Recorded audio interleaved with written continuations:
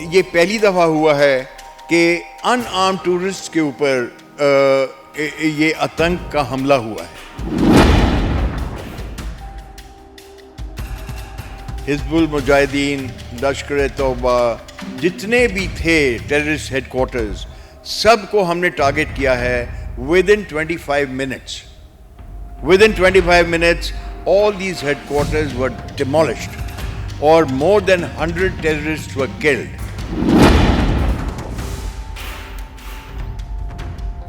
जो पाकिस्तान का पंजाब है, वहाँ के भी जो टेररिस्ट कैंप्स थे, वो भी टारगेट हुए हैं फॉर द फर्स्ट टाइम।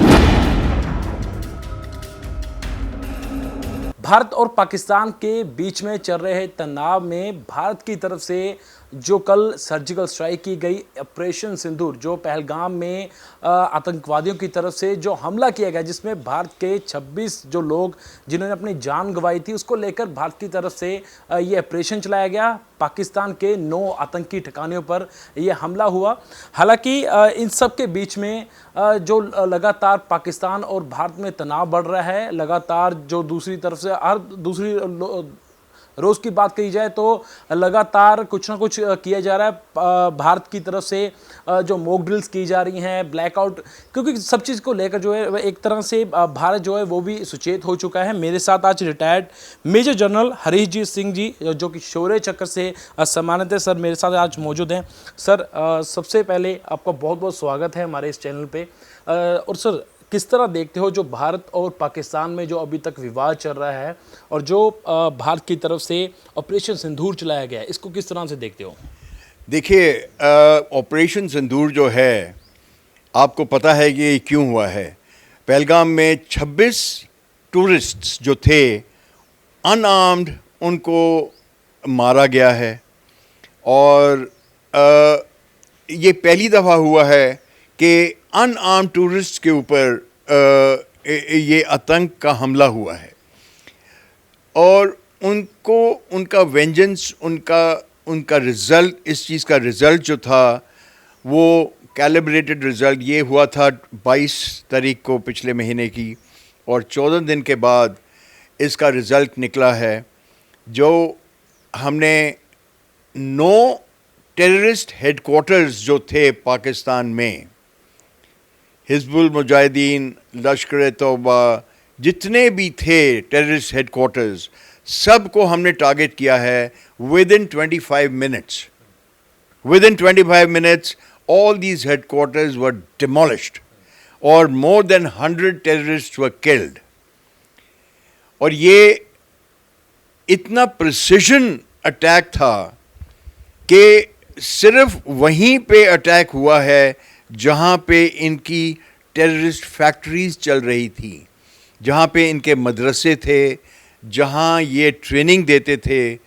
और it is all along the border, और it is the first time कि इवन पंजाब, जो पाकिस्तान का पंजाब है, वहाँ के भी जो टेररिस्ट कैंप्स थे वो भी टारगेट हुए हैं for the first time. And Pakistan did not expect this, और ये it was a very successful attack. लेकिन ये अटैक सिर्फ टेररिस्ट हेडक्वार्टर्स में हुआ है। पाकिस्तान मिलिट्री इंस्टॉलेशंस को टच भी नहीं किया हमने। कोई सिविलियन की डेथ नहीं हुई है, ओनली टेररिस्ट वर टारगेटेड। सर, जिस तरह से ये ऑपरेशन चलाया गया, क्योंकि सिंदूर का नाम इसलिए रखा गया क्योंकि जो पहलगाम में जिन औरतों का सिंदूर उजाड़ा गया था, जिन औरतों को इस तरह से हाल किया गया क्योंकि धर्म पूछकर ये गोलियां चलाई जा रही थी। सर, जब आपने ये पहली इंसिडेंट जब आपने ये देखा और जब फोटोज आने लगी, तो पहले वो आपके जहन में क्या चीज़ आई इस चीज़ को लेकर? देखिए, this is the first time कि ऐसा हुआ है, और ये बहुत ही नाम बहुत अच्छा रखा है इस ऑपरेशन का, Sindoor. Because Sindoor, a lady is known for her strength. सिंदूर उसकी मांग में जब जाता है, वो एक वाइफ बन जाती है, वो एक आदमी की स्ट्रेंथ बन जाती है। तो ये बहुत अच्छा नाम दिया है इस ऑपरेशन को, और इस ऑपरेशन की सक्सेस में ये सिंदूर का नाम आने से ये ऑपरेशन और भी सक्सेसफुल हुआ. It has made it more powerful and a very good message has gone to Pakistan. जब इंडियन ब्रीफिंग जो की थी वो दो फौजी लेडीज़ ने की थी. One was colonel from the Indian Army from Signal Regiment, and the other one was a lady who was a helicopter pilot who has more than 2,500 hours of flying to her credit.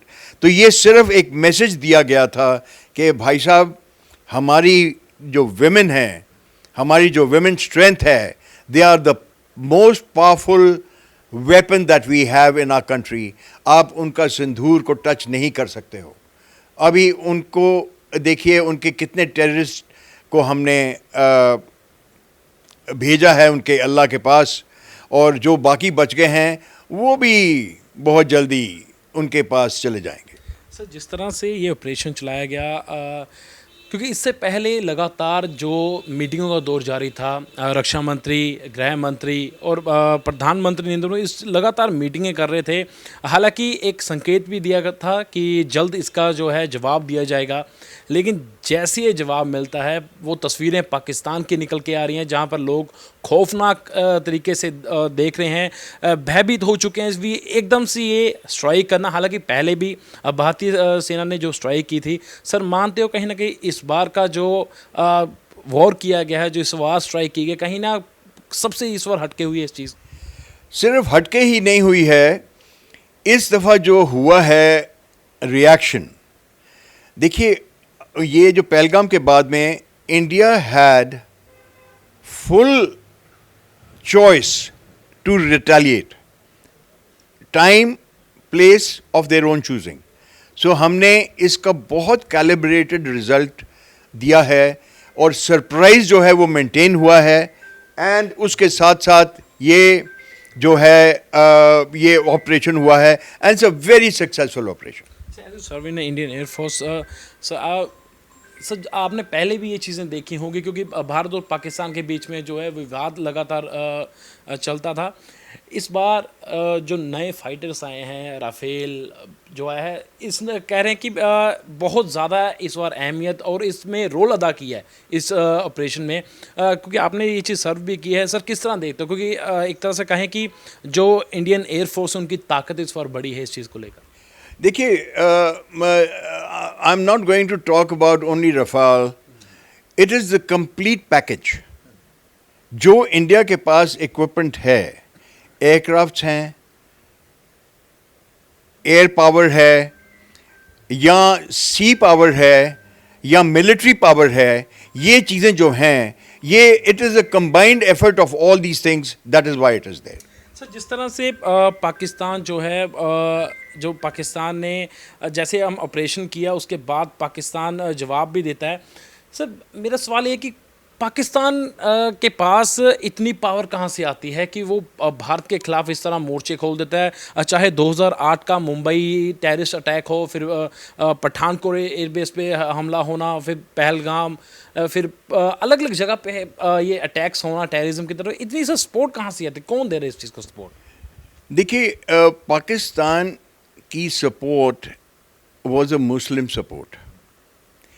पहले Saudi Arabia, UAE, Afghanistan, Pashtuns, China, Turkey, ये सब इसकी support करते थे, Indonesia.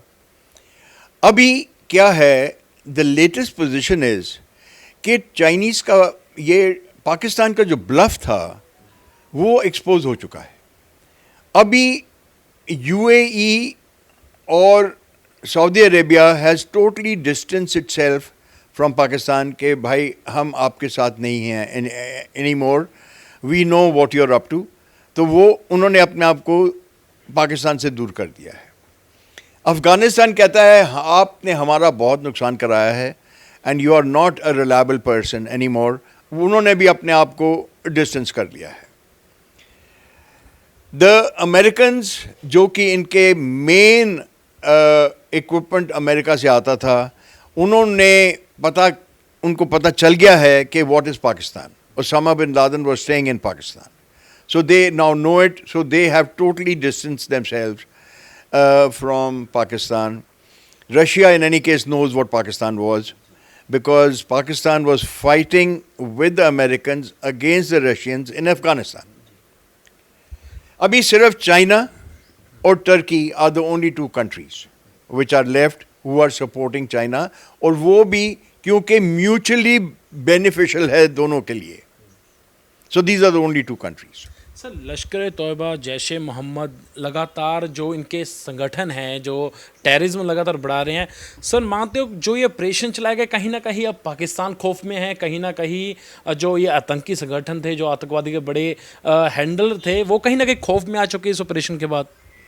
देखिए, वो operation के खौफ में ऐसा है कि ये शुरुआत जो हुई थी आफ्टर पार्टीशन, पाकिस्तान पूरे वर्ल्ड को यही कह रहा था कि कश्मीर जो है वो हमारा है, और ये लड़ाई चलते जा रही थी. अभी पिछले 5-7 सालों में जब ये अब्रोगेशन ऑफ आर्टिकल 370 जब हुआ है, उसके बाद में JNK में पीस आना शुरू हो गया है, टूरिज़्म बढ़ा है, इन्वेस्टमेंट्स बढ़ी हैं, लोगों की इनकम बढ़ी है. अभी क्या है कि ये पाकिस्तान ने सडनली रियलाइज़ किया, अरे भाई ये तो हमारे हाथ से निकल गई चीज़. हम तो पूरे वर्ल्ड को ये बता रहे थे कि ये हमारी वजह से ये हैं यहाँ पे, हमें इनको इंडिपेंडेंस दे, you know, we must give them independence. India का नहीं है, ये पाकिस्तान का है. ये तो बड़े मज़े से रह रहे हैं और इतना पीस आ चुका है यहाँ पे. So they want to, I mean they could not digest this. वो उनकी अहमियत जो है वो कम हो गई थी. तो वो अहमियत लाने के लिए पाकिस्तान का जो chief of the army staff है, असीम, जनरल असीम, उन्होंने, वो एक टोटली रेडिकल मुस्लिम हैं वो. उनके फादर जो हैं वो एक मदरसा के इमाम हैं. तो वो इसी माहौल में पड़े हैं एंड इसी माहौल में बड़े हुए हैं.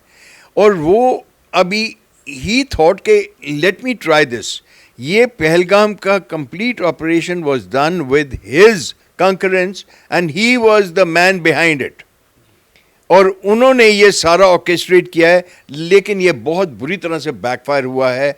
इवन द पाकिस्तानीज, नॉर्मल अवाम जो हैं पाकिस्तान में, they do not like this. Which country, which civilians will like war going on in their country? Nobody likes it. They want peace. अभी क्या है कि ये चीज़ उन्होंने एक स्टेप ले लिया है. अब इस स्टेप को वापस लाने के लिए they have to do a lot. अभी they are trying to get it back. Pakistan के defence minister is on record to say कि भाई इंडियंस, जितना आपने कर दिया और मत कीजिए. Let us now get back.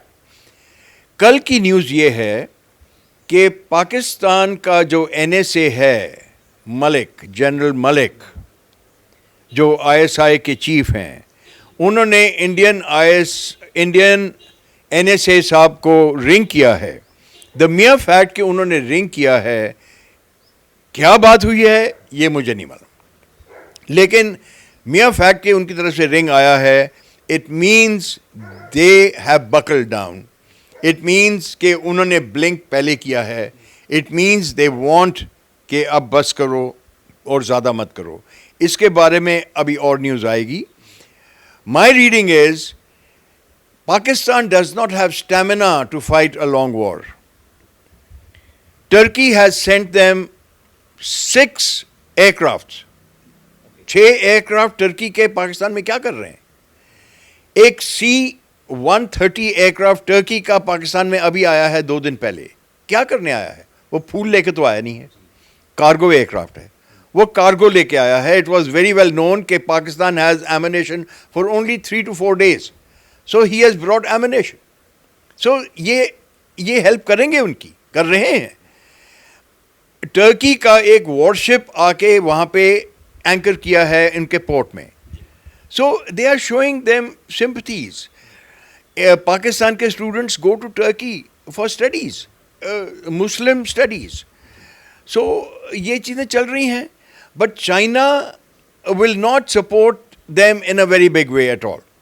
Sir जिस तरह से जो टर्की है वो अपने जहाज़ इस तरफ भेज रहे हैं, युद्धपोत लगातार वहाँ पे पहुँच रहे हैं. सर एक चीज़ बताना, क्योंकि जिस तरह से ये चीज़ हो रही है, क्या जिस तरह पाकिस्तान को इतना कुछ दिया जा रहा है इनके जो सो कॉल्ड हम कहते हैं कि दोस्तों की तरफ से, सर क्या अगर इस तरह के अगर कुछ मिसहैपनिंग होती है, अगर वॉर होती है, क्या भारत केपेबल है, इंडियन एयरफोर्स केपेबल है कि वो इनके खिलाफ हो सके? देखिए, इनको टर्की जितनी मर्जी हेल्प कर ले, चाइना जितनी मर्जी हेल्प कर ले, लेकिन दे नो इट कि इंडिया के खिलाफ ये खड़े नहीं हो पाएंगे, ये नहीं हो सकते हैं. India is too strong for him, too strong. अगर मैं एक और स्टेप आगे जाता हूँ कि अगर ये बांग्लादेश से भी कुछ शरारत करवाते हैं इस फ्लैंक से, और चाइनीज़ भी अगर कुछ करते हैं ऊपर, we are quite capable of fighting a 3 front war. This message has gone very clear. So we are very well prepared and we know what we are doing. Pakistan के पास stamina नहीं है to fight a long war, whereas India has a lot of stamina. We can continue with a long war. We don't want to fight. But if we are forced to fight, we will fight. Sir जिस तरह से एक last में यही सवाल है, जो कल भारत सरकार की तरफ से ब्लैकआउट किया गया, सर मैं एक थोड़ा सा इस चीज़ में, क्योंकि लोग भी जानना चाहेंगे सर ब्लैकआउट आखिरकार है क्या, जब क्यों होता है ब्लैकआउट, इसके ऊपर थोड़ा सा इन्फॉर्मेशन सर. देखिए, ये जो ब्लैकआउट है ये एक सेफ्टी ड्रिल है. आप तो बहुत यंग हैं, जब 1971 की वॉर हुई थी तो जितने भी ओल्ड टाइमर्स हैं उनको सबको मालूम है. ये ड्रिल्स हैं, ये हमें अपनी सेफ्टी के लिए ये ड्रिल्स सीखनी चाहिए. हमारा जो एडवर्सरी है, पाकिस्तान है, चाइना है, these are nuclear powered states, तो कुछ भी कभी भी हो सकता है. सो अगर हम अपनी प्रोटेक्शन सीखें, घर में आपका 1 महीने का राशन होना चाहिए, आपके पास बैटरीज होनी चाहिए, आपके पास पानी होना चाहिए, आपके अगर सायरन बजे तो लाइट जो है वो स्विच ऑफ होनी चाहिए. 1971 वॉर में तो ये भी था कि काला कागज़ आपकी हेडलाइट के आगे लगना चाहिए ताकि लाइट नहीं दिखे, और खिड़कियों में भी वो दे वॉज इंस्ट्रक्शंस कि आप काला कागज़ लगाइए ताकि कोई भी लाइट बाहर नहीं जा पाए. So these are very small things. और फर्स्ट एड कैसे देना है, हॉस्पिटल में कैसे लेके जाना है, पैनिक नहीं होना है, बल्कि ये ड्रिल्स जो हैं ये unite the country more, and this brings in the country together, ताकि इनको पता हो कि हमने बाई चांस अगर कोई ऐसा हादसा होता है, हाउ डू वी रिएक्ट, हमने क्या करना है उसके बाद में. सो ब्लैकआउट में कोई डरने वाली बात नहीं है.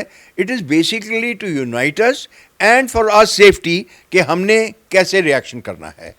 धन्यवाद सर. तो हमारे साथ शौर्य चक्र से सम्मानित रिटायर्ड मेजर जनरल हरीश जीत सिंह जी मौजूद. तो पूरे मामले में जो लगातार भारत और पाकिस्तान में जो तनाव है, इन्होंने साफ तौर पे बताया कि भारत अब इतना सक्षम है, भारत इतना केपेबल है कि अगर कुछ भी होता है तो भारत जो है वो मुंह तोड़ जवाब दे सकता है. मेरे सहयोगी राम कुमार के साथ मैं अभिषेक, रियासत, चंडीगढ़.